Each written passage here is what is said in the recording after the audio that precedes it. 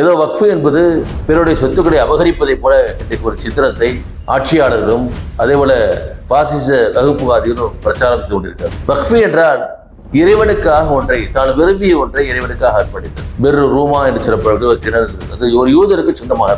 அன்றைய காலத்திலே 1400 ஆண்டுகளுக்கு முன்பாகவே அந்த யூதர் பணத்தை பெற்றுக்கொண்டு தண்ணீரை விட்டுக் கொண்டது. அந்த கிணற்றை யாரா வாங்கி இறைவனுக்காக அர்ப்பணித்து விட்டால் நன்றாக இருக்கும் என்று சொன்னார்கள். அந்த கிணத்தை மிக அதிக விலை கொடுத்து வாங்கி அந்த மக்களுக்காக வக்ஃபு செய்து விட்டார். 1400 ஆண்டுகளுக்கு மேலாக இன்றைக்கு மக்களுக்கு பயனளிக்கக்கூடியதாக இருப்பதை நான் பார்க்க முடியும். இறைவனுடைய பாதையிலே தன்னுடைய சுயநலன் பாராமல் மக்கள் பயன்பெறுவதற்காக அவர்கள் தொடர்ந்து செய்து வந்தார். வக்ஃபு செய்யப்பட்டிருக்கின்றனர். பயணிகள் தங்குமிடங்களாக, அதே போல பிறருக்கு பயனளிக்கக்கூடியதாக, பள்ளிவாசலுக்காக. மொராக்கோவில் வந்த ஃபாத்திமா ஃபுகரியா என்ற பெண்மணி முதலாக ஒரு பள்ளிவாசலை உருவாக்கினார். பள்ளிவாசல் கல்விச்சாலை உருவாக்கினார். அதிலிருந்து முதலாக உருவாக்கப்பட்ட ஒரு பல்கலைக்கழகம். நாம் இந்த உலகத்தில் சம்பாதித்த சொத்துக்களோ ஒரு பெயரோ புகழோ வேற எதுவும் வராது. இது இன்றைக்கு ஏதோ முஸ்லீம்கள் தான் என்று நினைத்து விட வேண்டாம். நாளைக்கு இது மற்றவரையும் வந்து தாக்கலாம். அடுத்து கிறிஸ்தவர்களை குறிவைப்பார்கள், சீக்கியர்களை குறிவைப்பார்கள், அடுத்து ஒரு ஜைனர்களை குறிவைப்பார்கள். ஜெர்மனியிலே ஒரு கவிதை இருக்கிறது. அவர்கள் ஒரு கம்யூனிசவாதியை தாக்கினார்கள், நான் பார்த்து கொண்டு சும்மா இருந்தேன், ஏனென்றால் நான் கம்யூனிஸ்ட்வாதி அல்ல. அவர்கள் யூதனை தாக்கினார்கள், நான் பார்த்து கொண்டு வாழாவிருந்தேன், ஏனென்றால் நான் யூதன் அல்ல. கடைசியாக என்னை தாக்க வந்தார்கள், என்னை காப்பாற்றுவதற்கு யாருமே இருக்கவில்லை என்று சொன்னார். நீங்கள் ஒரு தீமையை தடுக்கவில்லை என்றால் அந்த தீமைக்கு நீங்கள் பலியாவீர்கள் என்று சொன்னார். இந்திய குடிமக்களே, நாம் எல்லோரும் ஒன்றிணைந்து இந்த மோசமான நாசகார இந்த வக்ஃபு சட்ட திருத்த மசோதாவை நாம் எதிர்க்க வேண்டும். ஒன்றிணைந்து இந்த நாட்டுடைய ஒருமைப்பாட்டை நாம் பாதுகாக்க வேண்டும். இறைவனுடைய சொத்துக்களை மக்களுக்கு பயனளிக்கக்கூடிய இந்த ஒட்டுமொத்த அந்த சொத்தை பாதுகாப்பதற்காக நாம் எல்லோரும் அணிதிரள்வோம். எல்லா புகழும் ஏக இறைவனோருக்கு. அன்பார்ந்த சகோதர சகோதரிகளே, உங்கள் அனைவர் மீதும் இறைவன் அன்பும் வருடம் என்று நோட்டுமாக வக்ஃபு இன்றைக்கு ஒரு மிகப்பெரியதொரு சொல்லாக, ஒரு போராட்ட சொல்லாக, போராட்ட வடிவமாக உருவெடுத்திருக்கிறது. இன்னைக்கு வக்ஃபு என்ற வார்த்தையை தெரியாத இந்தியர்களே இல்லை. ஏன் உலகளவிலே கூட ஒரு மிக பிரபலமான ஒரு சொல்லாக மாறிவிட்டதை நான் பார்க்கிறோம். ஏதோ வக்ஃபு என்பது பிறருடைய சொத்துக்களை அபகரிப்பதை போல இன்றைக்கு ஒரு சித்திரத்தை ஆட்சியாளர்களும் அதே போல பாசிச வகுப்புவாதிகளும் பிரச்சாரம் செய்து கொண்டிருக்கிறார். வக்ஃபு என்றால் என்ன? வக்ஃபு என்றால் இறைவனுக்காக ஒன்றை, தான் விரும்பிய ஒன்றை இறைவனுக்காக அர்ப்பணித்தது. அதன் மூலமாக இந்த சமுதாயம் பயன்பெற வேண்டும், இந்த மக்கள் பயன்பெற வேண்டும். ஏன் விலங்குகளும் கால்நடைகளும் கூட பயன்பெற வேண்டும் என்ற உன்னதமான நோக்கம் தான். இது ஏதோ இன்றைக்கு உருவானதல்ல. நபிகள் பெருமானார் ஸல்லல்லாஹு காலத்திலே தண்ணீர் பஞ்சம் நிலவியது. அப்பொழுது மதீனாவுடைய மையப்பகுதியிலே ஒரு கிணறு இருந்தது. பெரு ரூமா என்று சொல்லப்படக்கூடிய ஒரு கிணறு இருந்தது. அது ஒரு யூதருக்கு சொந்தமாக இருந்தது. அன்றைய காலத்திலே 1400 ஆண்டுகளுக்கு முன்பாகவே அந்த யூதர் பணத்தை பெற்றுக்கொண்டு தண்ணீரை விட்டுக் கொண்டிருந்தார். அப்பொழுது நபிகள் பெருமானார் ஸல்லல்லாஹு அவர்கள் அந்த கிணற்றை யாரா வாங்கி இறைவனுக்காக அர்ப்பணித்து விட்டால் நன்றாக இருக்குமே என்று சொன்னார்கள். அருமை தோழர், நபிகளுடைய அருமை தோழர் உஸ்மான் பின் அஃபான் ரலியல்லாஹு அன்ஹு அந்த கிணத்தை மிக அதிக விலை கொடுத்து வாங்கி அந்த மக்களுக்காக வக்ஃபு செய்து விட்டார். இதுதான் முதலாவதாக வக்ஃபு என்று நான் கருதுகின்றேன். ஆக நபிகள் அதுக்கு பேர் பெருமா என்று சொல்லப்படக்கூடிய அந்த கிணறு இன்றைக்கும் மதீனாவிலே இருக்கிறது. அதன் மூலமாக பல்வேறு தோட்டங்கள் உருவாகி இருக்கின்றன. அதன் மூலமாக வருமானம் வந்து கொண்டு 1400 ஆண்டுகளுக்கு மேலாக இன்றைக்கு மக்களுக்கு பயனளிக்கக்கூடியதாக இருப்பதை நான் பார்க்க முடியும். ஆக நபிகள் பெருமானுடைய காலத்திலே இப்படிப்பட்ட மக்களுக்காக, மக்கள் பயன்பாட்டுக்காக செல்லக்கூடிய அர்ப்பணிக்கக்கூடிய விஷயம் தான் அந்த வக்ஃப். நபிகள் பெருமானார் சொன்னார்கள், மனிதர்களிலே சிறந்தவர் யார் தெரியுமா? மக்களுக்கு நன்மை அளிப்பவரே மனிதர்களிலே சிறந்தவர் என்பதாக சொன்னார்கள். மக்களுக்கு பயனளிக்கக்கூடிய எந்த ஒரு விஷயமாக இருக்கட்டும், அதெல்லாம் இறைவனுக்காக வாங்கி மக்கள் பயன்பாட்டுக்காக அர்ப்பணிப்பது தான் வக்ஃப். நபிகள் பெருமானார் காலத்தில் ஒரு வசனம் அல்லாஹ்விடத்திலிருந்து இறங்குகிறது.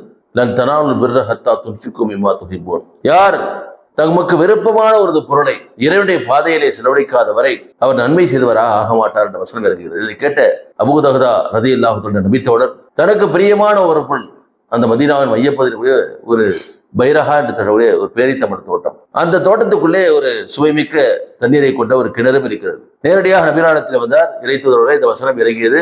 எனக்கு இந்த உலகத்திலே மிக பிடித்தமான ஒரு பொருள் இருக்கிறது என்றால் இந்த தோட்டமும் அதில் கூடிய அந்த கிணறும் தான். இதை நான் அல்லாஹ்வுடைய பாதையிலே தர்மம் செய்து விட்டேன்னு சொல்கிறார். இப்படி இறைவனுடைய பாதையிலே தன்னுடைய சுயநலன் பாராமல் மக்கள் பயன்பெறுவதற்காக அவர்கள் தொடர்ந்து செய்து வந்தார்கள். நீங்கள் அதற்கு நபிகள் பெருமானுடைய ஆட்சி காலத்திலும் சரி, அதற்கு பிறகு வந்த கலஃபாய ராஷிதீன் சொல்லப்படக்கூடிய நேர்வழி என்ற கலீஃபாவுடைய ஆட்சிகளும் சரி, ஏராளமான சொத்துக்கள் வக்ஃபு செய்யப்பட்டிருக்கின்றன. பயணிகள் தங்குமிடங்களாக, அதே போல பிறருக்கு பயனளிக்கக்கூடியதாக, பள்ளிவாசல்களுக்காக, இறந்தவர்களை அடக்கம் செய்யக்கூடிய கபர்ஸ்தான்களுக்காக, கல்வி நிலையங்களுக்காக, இப்படி கோடிக்கணக்கான சொத்துக்களுக்கு மட்டுமல்ல உலகம் முழுவதும் வாழ்ந்த முஸ்லிம்களால் அந்தந்த பகுதி வாழ் மக்களுக்காக அர்ப்பணம் செய்யப்பட்டிருக்கின்றனர். இன்றைக்கு சற்றேறக்குறைய 1000 ஆண்டுகளுக்கு முன்னால் மொராக்கோவில் வந்த ஃபாத்திமா அல் ஃபிகரியா என்ற பெண்மணி ஒரு முதலாக ஒரு பள்ளிவாசலை உருவாக்கினார். அந்த பள்ளிவாசலை கல்விச்சாலை உருவாக்கினார்.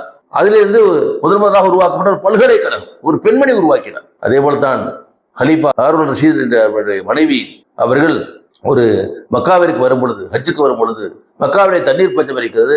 ஆக மக்காவிற்கு தொலைதூரத்தில் இருக்கக்கூடிய ஒரு இடத்திலிருந்து தண்ணீரை கொண்டு வருவதற்காக வாய்க்காலை, கால்வாய் இல்லையா, இன்னைக்கு வந்து ஆறுகளை இணைக்க வேண்டும் என்பதெல்லாம் பார்க்கிறோம்.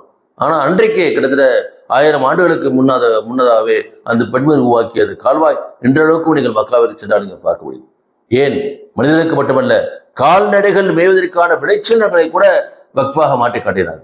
அன்பிற்குரியவர்களே, இது ஏதோ மிகப்பெரிய தனவந்தர்கள் ஆட்சியாளர்கள் கொடுத்தது என்பது மட்டுமல்ல, இன்றைக்கு இந்தியாவிலே முகலாய பேரரசு கொடுத்தது மட்டுமல்ல, அதற்கு பிறகு அந்த மக்கள் நீங்கள் பார்க்கலாம். இன்னைக்கு கூட ஊர்களில் பார்த்தீங்கன்னா சின்ன சின்ன கிராமங்களிலே கூட மக்கள் தங்கள் சக்திக்கு தந்தார் போல, அது ஒரு மரமாக இருக்கலாம், ஒரு வீடாக இருக்கலாம், பணமாக இருக்கலாம், பொருளாக இருக்கலாம், வயல்வெளியாக இருக்கலாம், அல்லது ஏக்கர் கணக்கிலான நிலங்கள் இருக்கலாம். இவையெல்லாம் இறைவனுடைய பாதையிலே வக்ஃப் ஆக அவர்கள் ஒரு அறம் கொடையாக அவர்கள் கொடுத்து வந்தார்கள். அதிலிருந்து மக்கள் பலன் பெற வேண்டும். இரண்டாம் நபிகள் பெருமானார் சொன்னார்கள், ஒரு மனிதனுடைய மரணத்திற்கு பிறகு 3 விஷயம் தான் வரும். நாம் இந்த உலகத்தில் சம்பாதித்த சொத்துக்களோ, ஒரு பெயரோ, புகழோ, வேற எதுவும் வராது, பணமோ எதுவும் வராது. மாறாக 3 விஷயங்கள். ஒன்று நபிகள் பெருமானார் சொன்னார், ஒன்று சதக்கத்தும் ஜாரியா, ஒருவன் செய்திருக்கக்கூடிய நிலையான தர்மம். அந்த நிலையான தர்மம், ஒரு பள்ளிக்கூடத்தை கட்டியிருக்கிறான், ஒரு பள்ளிவாசலை கட்டியிருக்கிறான், ஒரு லைப்ரரியை உருவாக்கியிருக்கான், ஒரு கிணறு தோண்டிருக்கிறான், ஒரு போர்வெல் போட்டிருக்கான், அல்லது இப்படிப்பட்ட தொடர்ந்து பயனளிக்கக்கூடிய மரணத்துக்கு பிறகும் பயனளிக்கக்கூடிய ஒரு விஷயத்தை விட்டு சென்றார் என்றால், அந்த விஷயம், அந்த நன்மை நடந்து கொண்டிருக்கும் காலமெல்லாம் அடக்கம் என்ன செஞ்சிருக்கோம், நன்மைகள் வந்து கொண்டிருக்கும். இது ஒன்று. இரண்டாவதாக அவன் கற்றறிந்த கல்வி, அந்த கல்வி அவனோடு நிறைவடைந்துவதில்லை. அவன் கல்வி அது கூட ஒரு விதமான ஒரு வக்ஃபு தான் நான் சொல்லுவேன். இது கூட ஒரு அறம் என்று தான் சொல்லுவேன். இது கூட ஒரு சதக்கா தான், ஒரு தர்மம் தான். ஏனென்றால் நீங்கள் கற்ற கல்வியின் மூலமாக யாருக்கெல்லாம் அறிவை கொடுக்கிறீர்களோ அதுவரை யாருக்கெல்லாம் கொடுக்கலாம். அப்படி செயின் ரியாக்ஷன் எது வரைக்கும் போகுதோ அது வரைக்குமான அத்தனை நன்மைகளும் உங்களுக்கு வந்துச்சு. மூன்றாவதாக அவனுக்காக பிரார்த்தனை செய்யக்கூடிய குழந்தைகளை சொன்னார்கள். இதனால தான் முஸ்லீம் சமுதாயம் இன்றைக்கு எல்லா இடங்களிலும் அவர்கள் சக்திக்கு தகுந்தார் கூட அந்த நிலங்களையோ, சொத்துக்களையோ, மற்ற எல்லா விதமான கால்நடைகளையோ, பல்வேறு விதமான விஷயங்களை அவர்கள் வக்ஃபாக, நலப்பணிகளுக்காக, மக்களுக்கு பயனளிக்கக்கூடியதாக, இதோ முஸ்லிம்களுக்காக மட்டுமல்ல, ஒட்டுமொத்த மனித குலத்திற்கு பயனளிக்கக்கூடிய பல்வேறு விதமான விஷயங்களை இன்றைக்கு விட்டு சென்றிருக்கிறார்கள். நீங்கள் பார்க்கலாம், உலகத்தில் மிகப்பெரிய லைப்ரரிகள், பள்ளிவாசல்கள், நூலகங்கள், தர்மசாலைகள், மருத்துவ கூடங்கள் எல்லாம் இந்த வக்ஃபுகளால் உருவாக்கப்பட்டது அப்படிங்கிறது. இப்படிப்பட்ட வக்ஃபை அபகரிக்கக்கூடிய நோக்கத்திலே இந்த ஒன்றிய அரசு இப்படிப்பட்ட ஒரு மோசமான சட்டத்திருத்தத்தை கொண்டு வருவதுதான் இந்த முஸ்லிம்கள் கொதித்தெழுகிறார்கள். ஏனென்றால் இது இறைவனுடைய சொத்து. இறைவனுடைய சொத்து அந்த குலத்தை அழித்து விடுவதாக நாம் சொல்லியிருக்கிறோம். அன்பிற்குரியவர்களே, இதனால் தான் முஸ்லிம்கள் போராடி கொண்டிருக்கிறார்கள். முஸ்லிம்களுக்கு மட்டும் எதிரான சட்டம் அல்ல, ஒட்டுமொத்த மனித குலத்திற்கு எதிரான சட்டத்தைத்தான் நாங்கள் எதிர்த்து கொண்டிருக்கிறோம். நாம் எல்லோரும் சேர்ந்து எதிர்க்க வேண்டும். இது இன்றைக்கு ஏதோ முஸ்லிம்கள் தான் என்று நினைத்து விட வேண்டாம். நாளைக்கு இது மற்றவர்களையும் வந்து தாக்கலாம். அடுத்து கிறிஸ்தவர்களை குறிவைப்பார்கள், சீக்கியர்களை குறிவைப்பார்கள், அடுத்து ஒரு ஜைனர்களை குறிவைப்பார்கள். இதற்கான அந்த விஷயங்கள் எல்லாம் சமீபத்தில் நாம் பார்த்து கொண்டிருக்கிறோம். ஜெர்மனியிலே ஒரு கவிதை இருக்கிறது. அவர்கள் ஒரு கம்யூனிசவாதியை தாக்கினார்கள், நான் பார்த்து கொண்டு சும்மா இருந்தேன், ஏனென்றால் நான் கம்யூனிசவாதி அல்ல. அவர்கள் யூதனை தாக்கினார்கள், நான் பார்த்து கொண்டு வாழாவிருந்தேன், ஏனென்றால் நான் யூதன் அல்ல. கடைசியாக என்னை தாக்க வந்தார்கள், என்னை காப்பாற்றுவதற்கு யாருமே இருக்கவில்லை என்று சொன்னார். அன்பிற்குள்ளே, அதனால் தான் நபிகள் பெருமானார் எச்சரித்தார்கள், நீங்கள் ஒரு தீமையை தடுக்கவில்லை என்றால் அந்த தீமைக்கு நீங்கள் பலியாவீர்கள் என்று சொன்னார்கள். அன்பிற்குரிய சகோதரிகளே, இந்திய குடிமக்களே, நாம் எல்லோரும் ஒன்றிணைந்து இந்த மோசமான நாசகார இந்த வக்ஃபு சட்ட திருத்த மசோதாவை நாம் எதிர்க்க வேண்டும். ஒன்றிணைந்து இந்த நாட்டுடைய ஒருமைப்பாட்டை நாம் பாதுகாக்க வேண்டும். இறைவனுடைய சொத்துக்களை மக்களுக்கு பயனளிக்கக்கூடிய இந்த ஒட்டுமொத்த அந்த சொத்தை பாதுகாப்பதற்காக நாம் எல்லோரும் அணிதிரள்வோம். அதற்கு வல்ல இறைவன் அருள்புரிவானாக என்று பிரார்த்தித்தவனாக நிறைவு செய்கிறேன். எல்லா புகழும் இறைவன் ஒருவனுக்கு.